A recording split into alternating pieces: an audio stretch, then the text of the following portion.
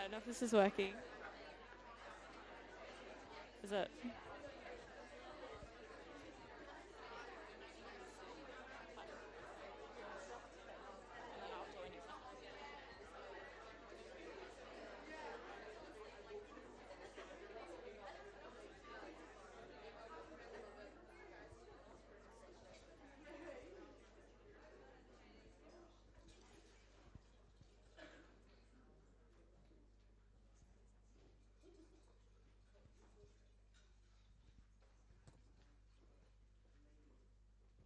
Thank you so much, everyone, for coming today. Welcome.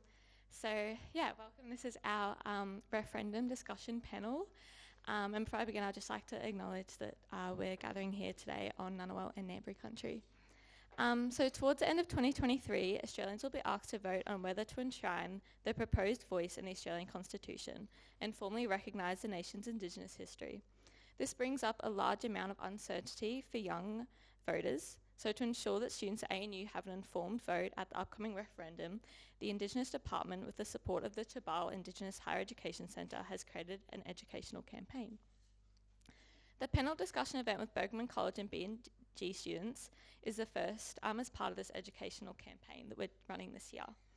We acknowledge that we may not get everything right in our first panel discussion, but we will try our absolute best to keep the discussion formative whilst also inviting our amazing panellists to share their knowledge and experiences. So without further ado, it is my honour to invite Auntie Matilda House to do a welcome to country.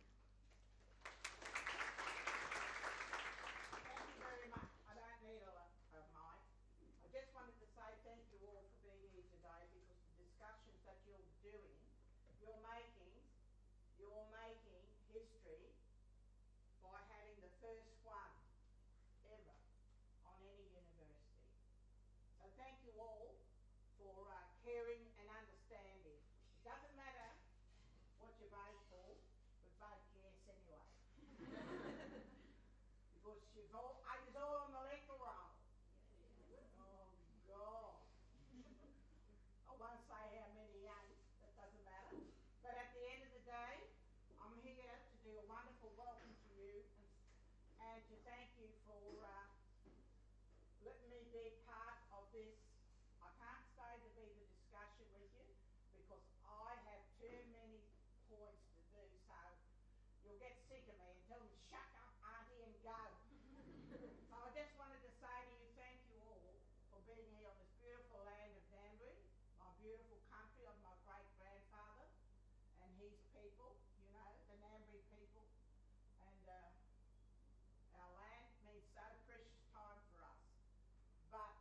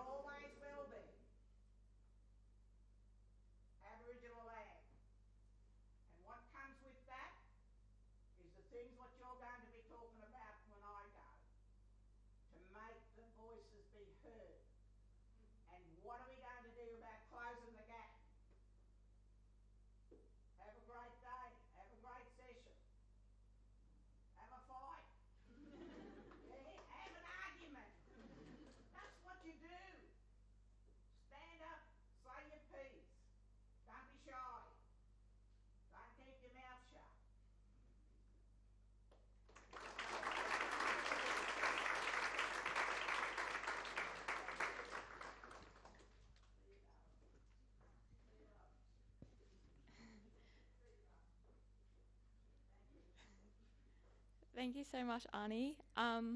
So we will now play a video where we will hear Arnie Pat Anderson, Professor Megan Davis and Noel Pearson speaking directly from the First Nations National Constitutional Convention in May 2017.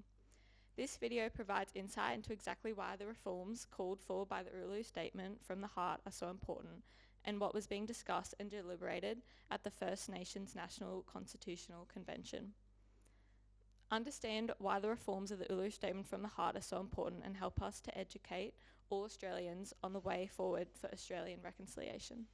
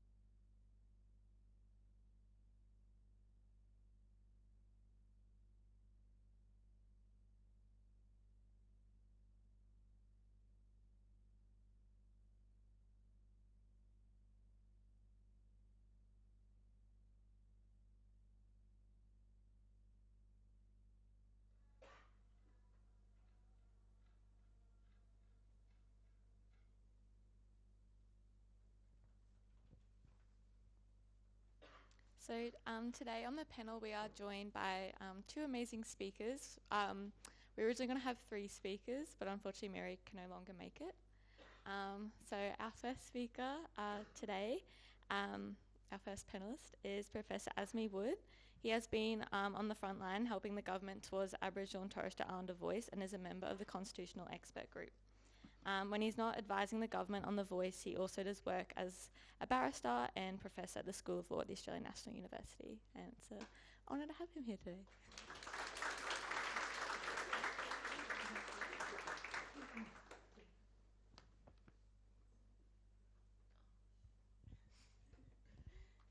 Hi, my name is Jodine. I'm in my final year of my Law and Arts degree at ANU, and I come from the Kimberley. I grew up there.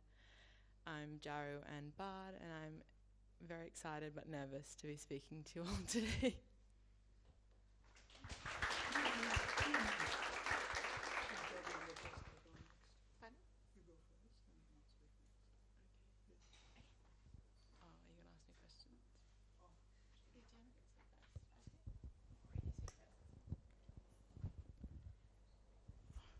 Good afternoon, everybody, and thank you all so very much for being here. Thank you to Burgmann and the colleges for organising this. Thank you, Alicia. You've done a fabulous job in bringing this all together. My name is Asmi Wood. I actually live here, just 20 yards up from here, so I feel quite at home. I come from the Western Torres Straits. My ancestors are from Baru Island, but we were removed from the island, as was the case with the colonies in the past, the colony of Queensland, and raised among Wik people. And I pay my respects to the Ngambri and Ngunnawal elders on whose lands we meet, to my own ancestors and elders from the north of Queensland in those lands, and to other Aboriginal and Torres Strait Islander people, and also for people from every different part of the world. We are all Indigenous somewhere. We all belong to some land. We all belong to some country. And as Indigenous people, and I'll use the term Indigenous because that is the agreed international term. So the 70 countries that Auntie Megan talked about all agreed that they would use the term when speaking in English. So the French-speaking Aboriginal people don't like the term Indigenous because in French it means somebody who's poor rather than who is natural, so they use the term autochtone. But in English we have a consensus that we use the term Indigenous, certainly in the international legal sphere.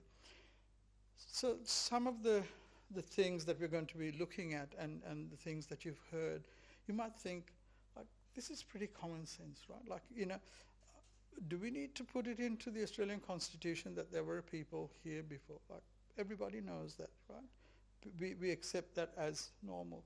So why do we do this? Because law and common sense don't always go together, unfortunately. I mean, that's you know, all the law students here will know that, you know, sometimes you think something is common sense, but it doesn't seem to operate. Because we, in the legal context in which we find ourselves, we need to have something set down in words. So the fact that there were a people on this land, or there were many peoples on this continent, was not known to the law till 1992, when the High Court said, no, there were people. So the common law said, yes, there was. But we don't stop there. We need legislation. We need the Australian Constitution, which is the Grundnorm or the great norm of this jurisdiction, and the way this jurisdiction operates in terms of law. It needs to be put into that document before the law knows that this is, in fact, the factual situation, that there were peoples on this continent. So while people might say, well, didn't this happen in 1967? Why are we going through this whole process again? Are we giving Aborigines too much? You know, to that I'd like to say,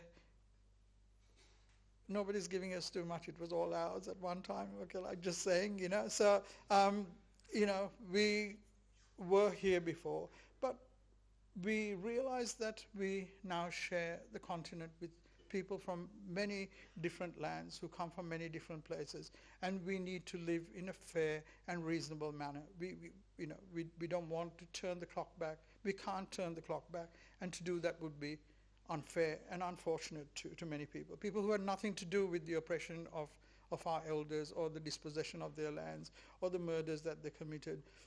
But what we should not do is to forget that these things happened. We should not forget. Do we want retribution? No, this is not the way we deal with things. But to deny the existence of factual situations is in fact a lie.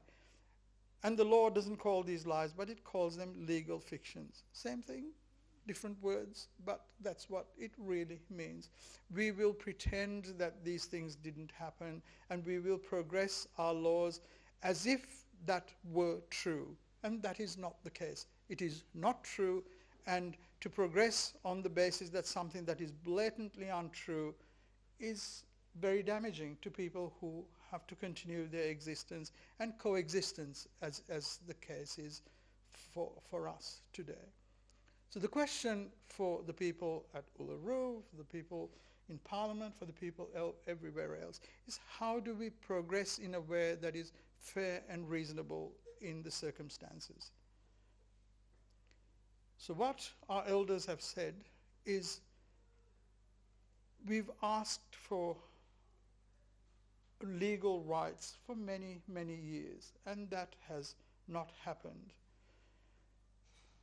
So they met at Uluru, and not everybody was included at Uluru, okay? So, some people were explicitly excluded from the Uluru process, and there are reasons for why they did that. These are, people like Uncle Noel, Megan Davies, Auntie Pat Anderson. These are wonderful, intelligent, decent human beings.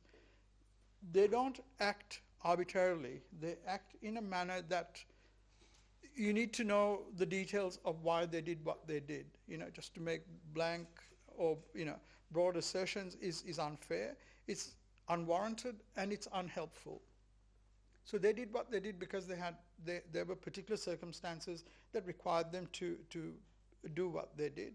But the outcome of what they produced was this Uluru Statement from the Heart. There are things to me that, as a lawyer, I don't accept. Like they say that sovereignty coexists with the crown of the British crown or the Australian crown. King Charles, as he is now, since 10 o'clock this morning, he was crowned king. He has been a great friend to Aboriginal people.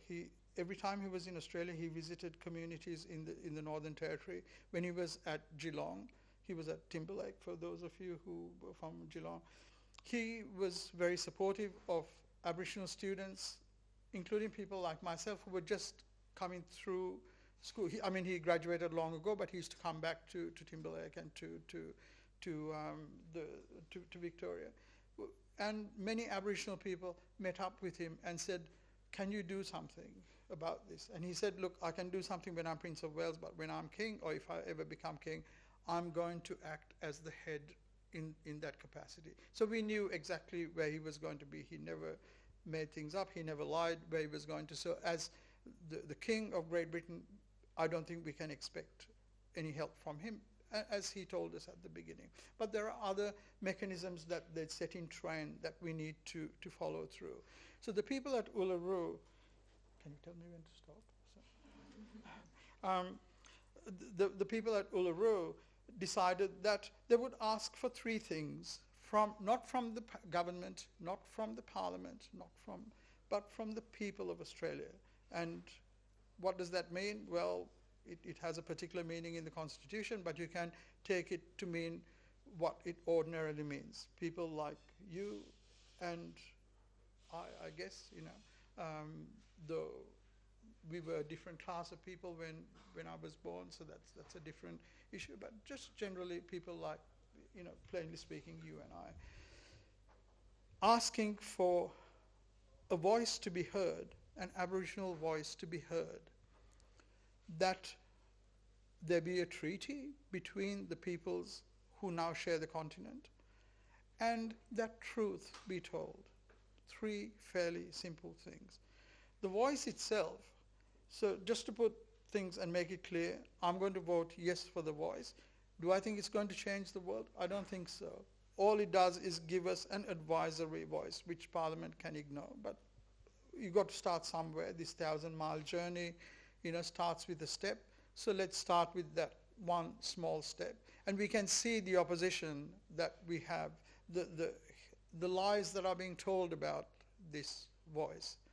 It's just remarkable that any reasonable human being would believe the stuff that's being said. I think blacks would be able to fly to the moon on their wings, according to some of the opposition, when it doesn't. All it does is it gives us a voice to which Parliament can say no, or even not listen to be honest. I'm not sure whether they would do that. We need to act in good faith and think that Parliament would hear it. But that's what they can and may do. But what it does, it creates a trajectory along which we can move through to treaty. And what does treaty mean? I mean, that's a complex issue. It's a complex legal issue.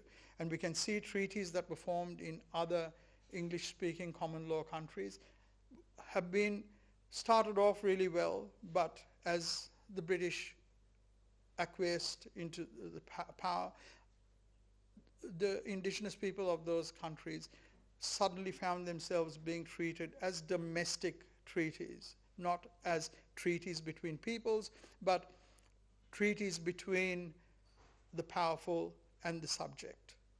So these are things that we need to learn and take care and make sure we don't make these same mistakes in this jurisdiction. And they say the first time I'm cheated, shame on you. The second time I'm cheated, shame on me. So we are now in this shame on me part. And if Aboriginal lawyers, particularly and Aboriginal people, accept a subsidiary role as a starting point, then I think we are fools. And I can promise you our elders are not fools. Maybe we are the younger people. And our very young people are really good as well. So, I think I'm stuck in that sandwich generation which are not so smart. But, our young people are beautiful. Look at that. They're sitting at the back there. Wonderful, wonderful people. And these are people who understand your society. And I'm using your very broadly. And our societies both equally well. Yes, I function in your societies, but it's not something that I really fully understand or comprehend. I'll be the first to admit that. I'm trying, but I come from a generation where we're neither fish nor fowl, whereas younger generations can understand both cultures. And these are the people who should make treaties because they understand your way, broadly speaking, and they understand our way, broadly speaking. So I think I've run out of my time at this point.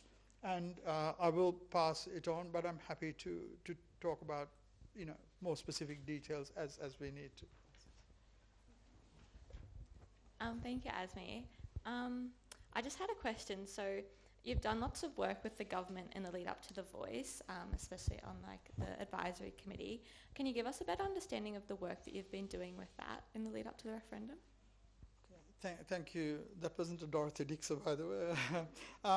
So the government appointed 6 constitutional experts, what they call, that's what they called me. Okay, I didn't call myself that.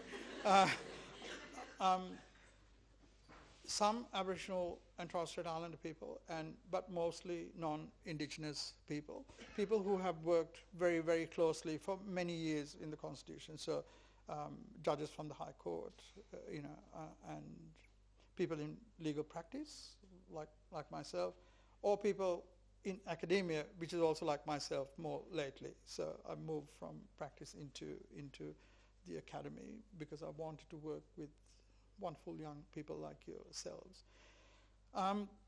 So what they did was to say, look, this is what the Uluru Statement asks for. We need to convert this into a legislative form, okay? And the Prime Minister, Mr. Albanese, and the Mark Dreyfus, the Honourable Attorney General, and Senator her Honour not Her Honour, the member, the minister, the Honourable Minister Linda Burney, they got together, I guess, with the cabinet colleagues and said, look, we need to translate. The Uluru Statement is a beautifully written statement. It's a statement, it's prose. It's not a legal document. It's not a legal document. How do they go from what it asks for, the three elements, into now converting this into a legal document that has to go through its own parliamentary processes? I mean, just because they're in Parliament, they are bound by the Constitution and it has to go through a certain process. So what we did was to look at the history of the Constitution, how it can be changed, what needs to be done to change it. You need to change the Machinery Act, you need to pass a referendum alteration bill that needs to have a certain form. The question that needs to be put to the people has to be the long title. That's the English Convention. We need to make sure that it's not a tick box, but it has to be an answer that the legal mechanism requires, that somebody writes yes or no, or something that is not ambiguous. So if I see a yes, most people would say, yeah, they probably meant yes. But if they put X, think, not sure what this means, so let's not count that vote. And in the counting of the majorities, those who support the proposition and those who oppose the proposition will be able to look at the votes and make sure that it was counted up properly. So this is what the Parliament wanted. Could they have asked their legislative, their drafters to do it? Of course they could have. But they wanted to have an open process. But they also made political commitments saying that this is going to be done before the next election. That's a political commitment that the honourable members made, and that is something that is up to them. So they found a compromise. Let's bring people who know how to do all this stuff. We don't have to tell them how to read the Constitution. We don't need to tell them the history of the Constitution. We don't need to talk to them about the common law. They know all of these things, and there's a common understanding between the Aboriginal and non-Aboriginal people of how all this stuff works. How can we put together a piece of legislation that will, if successful in the meaning of the Constitution, become part of the Constitution, and then create a form of words that we know are going to be interpreted in a particular kind of way. How do we preempt the problems? So let's ask these people to do it. But it's not ours. Like, we are just ordinary people like everybody else. We provide a form of words which goes through the political process. So this is what the expert panel did. I think I went a bit beyond the question, but I hope that sort of makes sense to the process. My next question is for Jodine. So if the voice to Parliament does become enshrined in the Constitution, are there particular changes that you'd be hoping to see? Just like throughout the country more broadly? Definitely. Like, as Asmi said, this isn't the end of the line. This is part of a process of evolving change that will ensure Aboriginal and Torres Strait Islander people have a voice for many generations to come.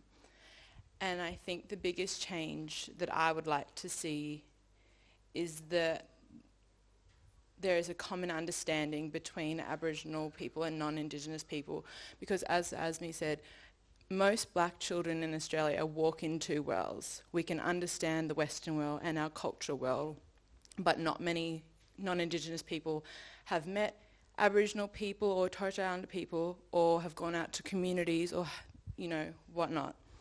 And I think for me, living in this space and being the first Aboriginal person that most people have come across, or as I've heard many times, the first one that I've had a positive experience with, whatever that's supposed to mean, is very disheartening.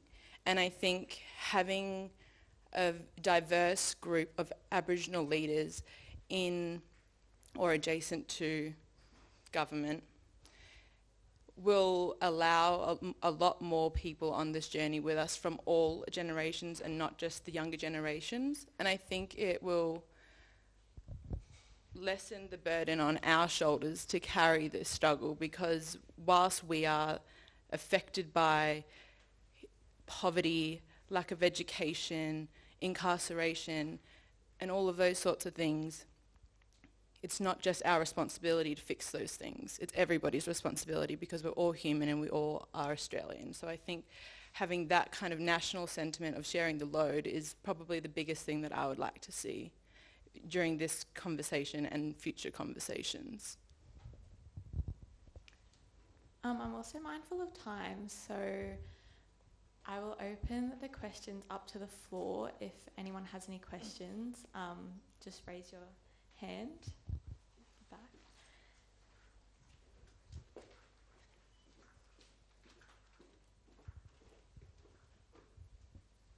Firstly, thank you both so much for your words so far. It's been really insightful for me.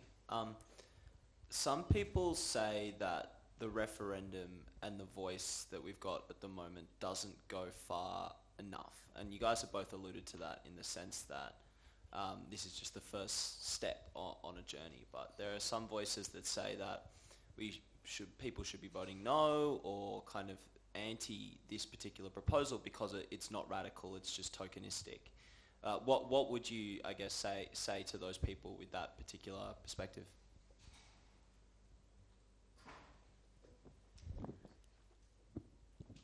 Yes, in dangerous hands, this can be a tokenistic thing, but we've seen time and again throughout history how powerful symbols can be at affecting actual change, and that can lead to like closing the gap objectives and finally achieving those after decades of work, or establishing a treaty that will allow us to have a document that recognises each independent First Nations in this country.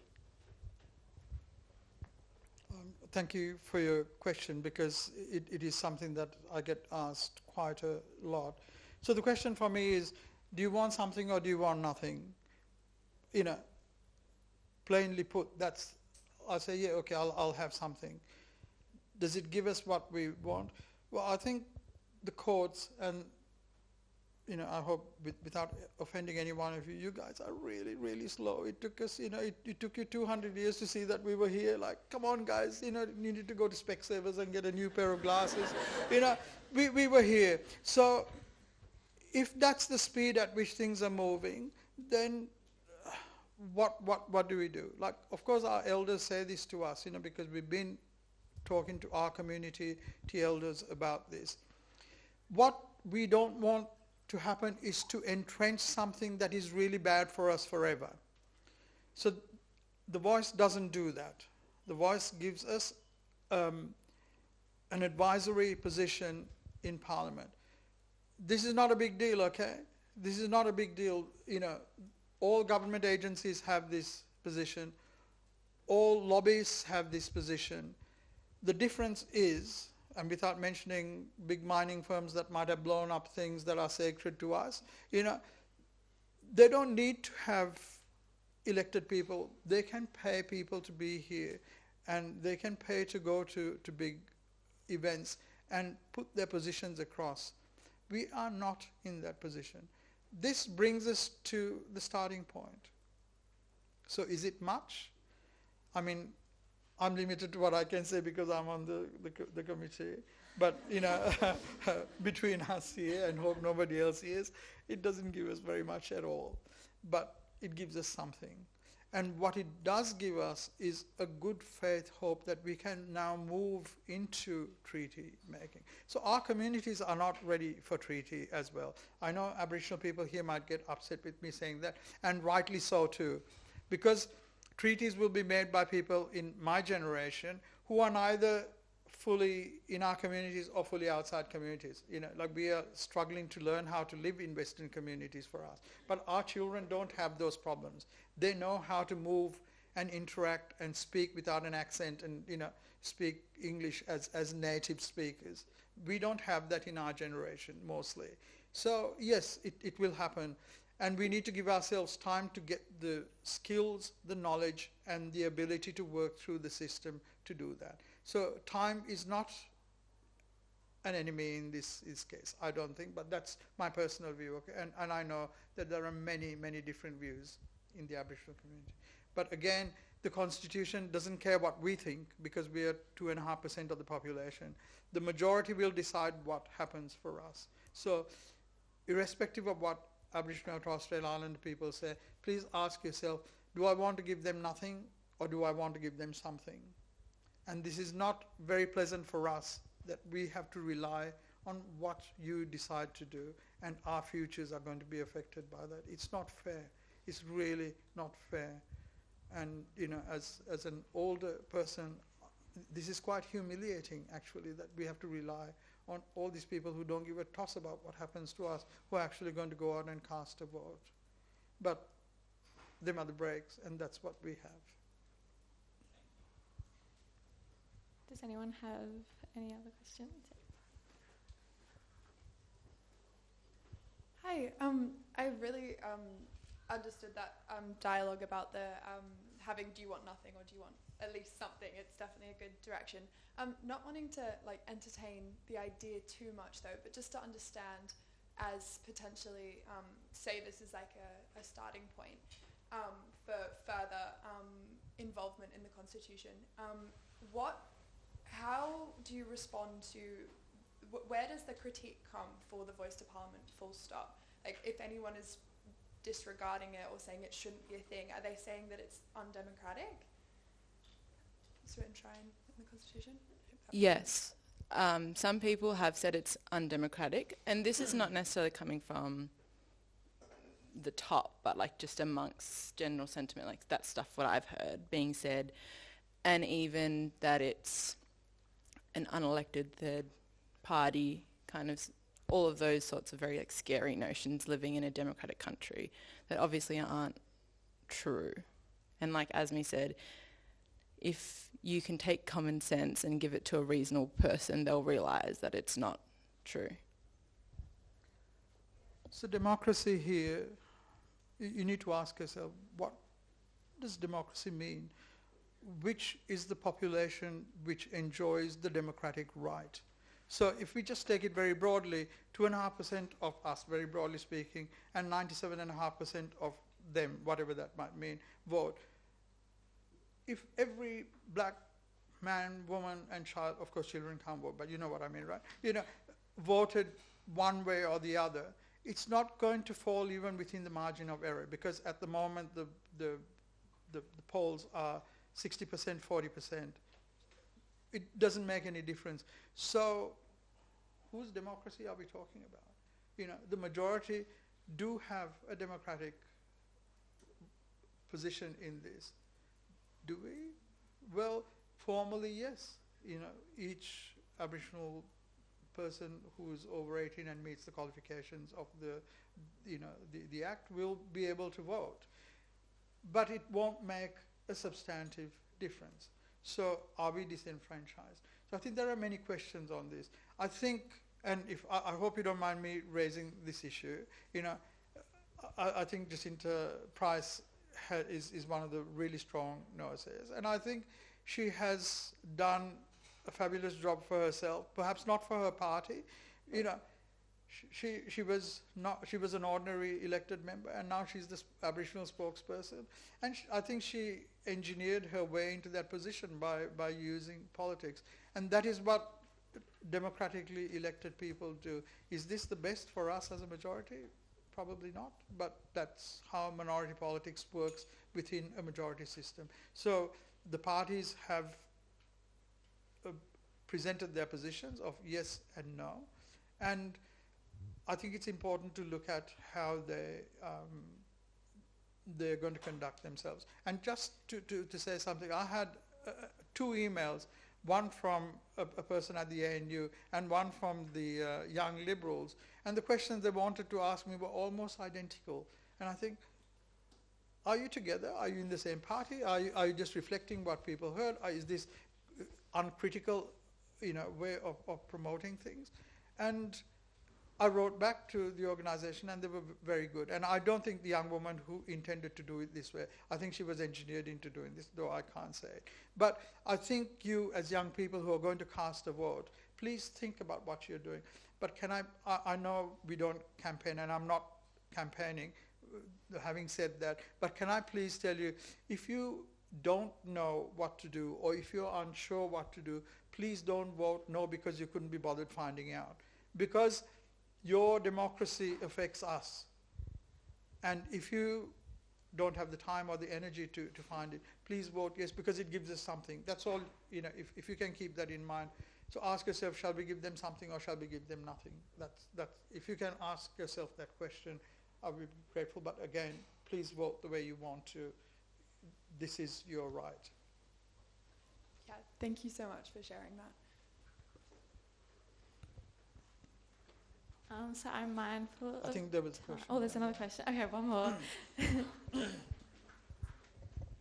Thank you both so much for being here. It's lovely to see you again. I want to preface my question by first acknowledging that the reason I'm here today able to ask that is because of the way that Ngunnawal and Ngambri country holds me, and acknowledge I'm a Ngunnawal woman and coming and having this learning and opportunity to be here because of my people and my country. And I also want to preface it by saying that I want something. I want to take something. I want anything that the government is going to give us.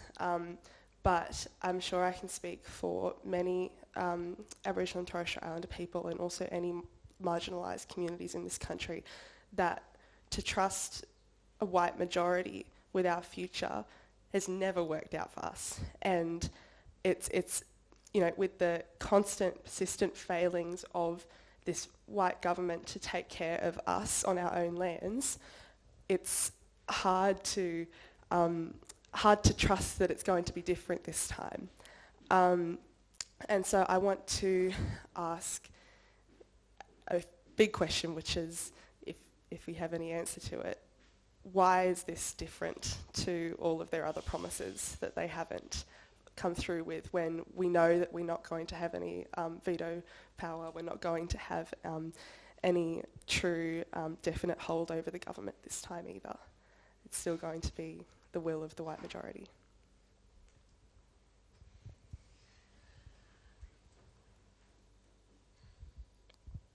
Well, I'll preface my answer by saying that I am young. I don't know much about what has come before me besides what I've read. So Asni will have a bit more of a perspective on it than me. But we have constantly been labelled the black problem, and then they've given us this white band-aid, put it over any solution. They've thrown seed funding here, some money over there, and it's not really doing much of anything really, because our problems cannot be fixed with money and finance. It can only be fixed with understanding and a willingness to understand, and not just to listen.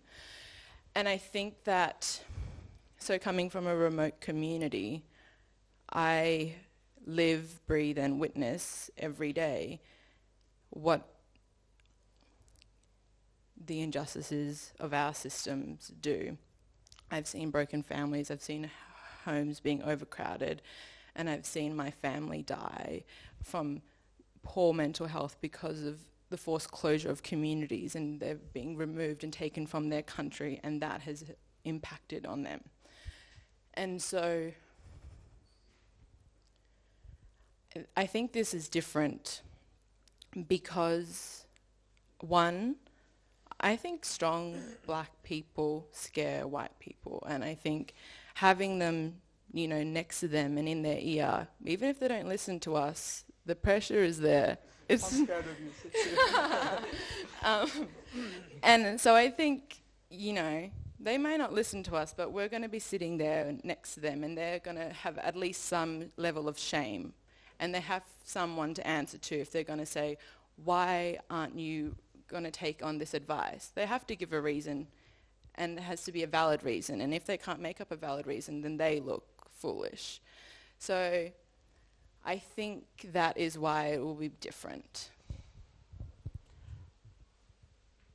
I don't disagree with anything you said, and I'm not sure you have to even caveat it with what you've said.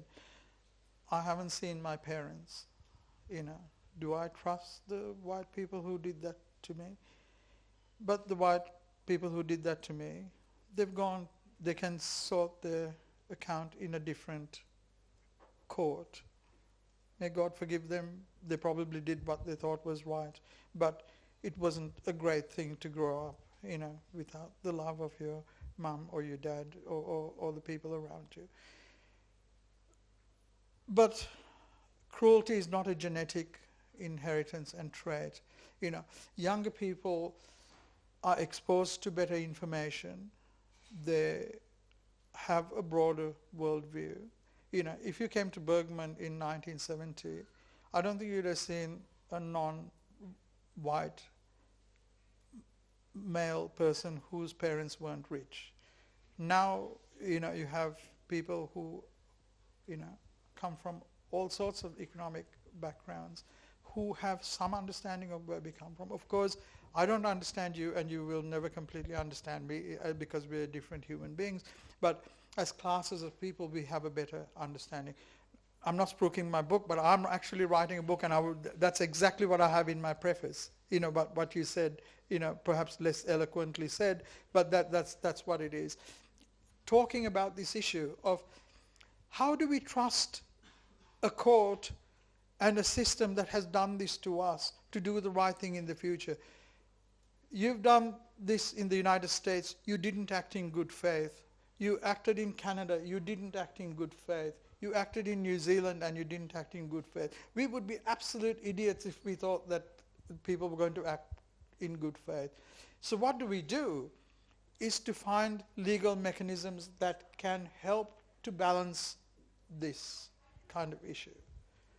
And here we have young people of your age who are lawyers and people in other professions who will not start off by saying, oh, no, you're black people, you have to accept our system.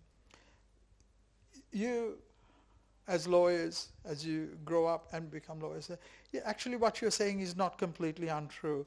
Maybe my interests don't completely align with yours, and maybe I can't sell everybody in my class out completely because you can't do that.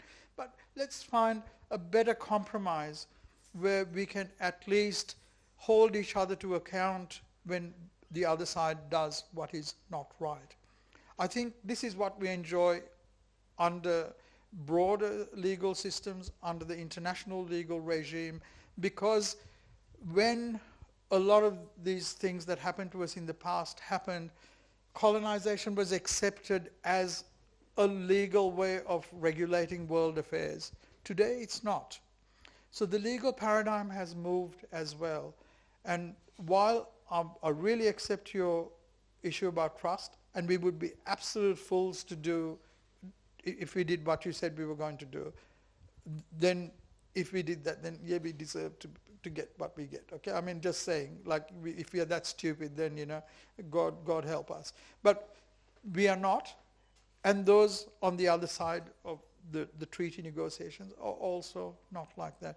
And our children understand the system better than did our elders. Our elders didn't understand the system. When they agreed to something, they thought, oh, law is law, they can't change the law down the track. And then suddenly, oh, the common law can be changed by Parliament. Oh, we didn't know that, because we don't change our laws like that. And then suddenly what was black becomes white, and then that we are held to that standard. So we have all moved on, and I hope I don't invoke the arrogance of time, because that's not good. I'm not saying that we are better than our elders. I'm not saying that we're better than our ancestors. It's just that we understand the other paradigm perhaps a little bit better, and the next generation from me will understand it even better. And more importantly, there will be some reciprocity in understanding, which our generation didn't enjoy, and certainly our elders didn't enjoy. Does that make sense? Yes? I wish us all the best, because we have to coexist. We have to live together. We are brothers and sisters. I mean, and Mark Dreyfus, beautiful man that he is. I'm not just saying I'm not a Labour Party person. I'm not saying that. He's, I don't know whether he identifies, his father is a beautiful musician, George Dreyfus. And the gentleman is of Jewish faith. Okay, he's not Christian, he's not Aboriginal, he's none of that.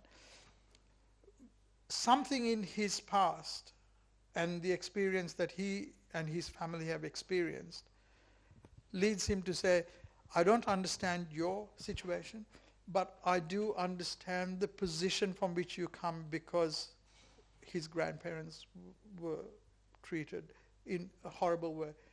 He is as white as snow. Like, I'm just saying, you know, how did that happen to him? You know, like, they are European, they spoke German, they're, you know, musicians, they've completely integrated into that society, and yet they were treated on this basic thing of anti-Semitism.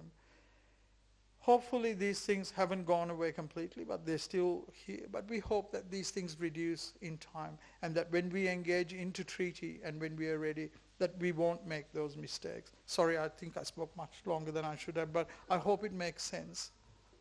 No, thank you so much. And can we just get a massive round of applause for our panelists?